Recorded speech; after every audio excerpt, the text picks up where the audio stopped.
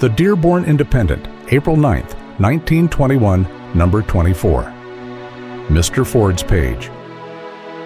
John Burroughs was known wherever birds and trees were loved, and he was respected not only for his accuracy as an observer, but for his lack of professional attitude toward nature. He lived more than most men do, though to the practical eye he may seem to have produced nothing but observations on nature.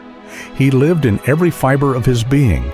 He saw more, heard more, and inwardly sensed more than many a man who has made a bigger noise. First, he used his eyes, and then he ruminated on what he saw. By seeing, he became a seer. Yet he was not a recluse nor a bookman. His books he did not regard as literature, but as messages to his friends. He was as ready for new adventures when he died as ever he was, and as ready for the adventure he then made. The world is richer for John Burroughs. John Burroughs has passed on. Yet instead of saying that the world is poorer for his going, it is perhaps more correct to say that the world is richer for his having lived. His great genius lay in his ability to see when his eyes were open, a gift which is offered to all but which few accept and cultivate. And his great service lay in keeping us aware of the beauty of the world which he saw. In looking back over his life, it is plain to see that it falls into two parts as far as his main work was concerned. In those years during which he did the work that won him the friendship of children and grown folk, he was looking out all the time. He saw the outer world. He heard the sounds of the outer world. He inhaled the odors of the earth. His eye was fastidiously trained in the perception of natural tints and tones. His soul had a delicate sense of nature's moods, so that he seemed to be almost at one with the living planet on which he walked and of whose life he was always conscious. In the woods, he seemed to merge with the trees, and on the hills he seemed to be a moving part of them. He was not a professional naturalist, nor did he make sentiment do for hard research. It is easy to grow sentimental out of doors. It is hard to pursue the truth about a bird or a weed as one would pursue a mechanical principle. But John Burroughs did that, and as a result the observations he set down were very largely accurate. If he was inclined to impatience at all, it was with men who were not accurate in their observations of natural life. If the thing was worth writing about at all, it was worth following for its own sake. John Burroughs first loved nature for its own sake. It was not merely his stock of material as a professional writer. He loved it before he wrote about it, and loved it more, though latterly he wrote of it less. And then, late in life, the observer turned philosopher. Human nature asserted itself with the ageless questions which man has always put to himself and to the great outside. John Burroughs' philosophy was not so much a philosophy of nature as it was a natural philosophy, the long, serene thoughts of a man who had lived in the tranquil spirit of the trees.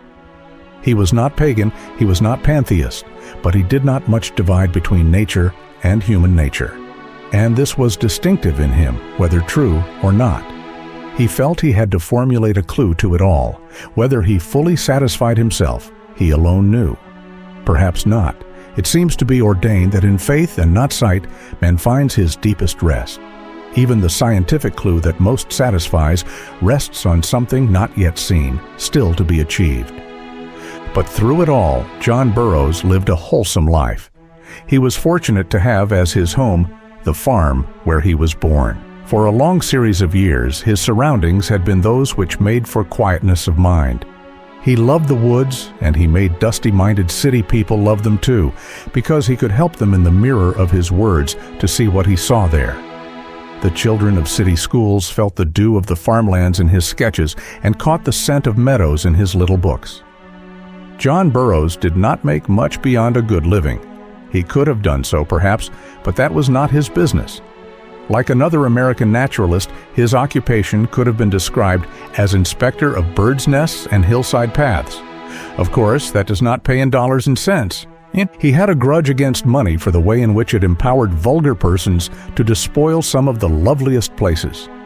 He detested those who cast an architectural aspersion on the countryside, and when they patronizingly observed him also as one of the quaint objects in the scenery, he could be as biting as the first frost. At one time in his life, he had a grudge against all modern progress, especially where associated with the burning of coal and the noise of traffic.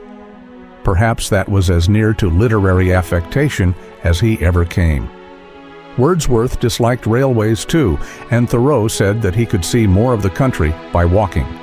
Perhaps it was influences such as these which bent John Burroughs for a time against industrial progress. But only for a time. When he was past the allotted 70, he came to see that all the world could not go hunting birds' nests. He came to see that it was fortunate for him that others' tastes ran in other channels, just as it was fortunate for the world that his taste ran in its own channel. There has been no observable development in the method of making birds' nests since the beginning of recorded observation, but that was hardly a reason why human beings should not prefer modern sanitary homes to cave dwellings. This was a part of John Burroughs' sanity. Thoreau doubtless died too early because he was not sensible in his use of the out-of-doors. John Burroughs could never have been guilty of that. He was a lover of nature, not her dupe, and this sanity characterized him everywhere. In the course of time, he came to value and approve modern devices, and though they testified in an interesting fact, it is not so interesting as the fact that he made this change after he was 70 years old. John Burroughs was never too old to change. He grew on to the last.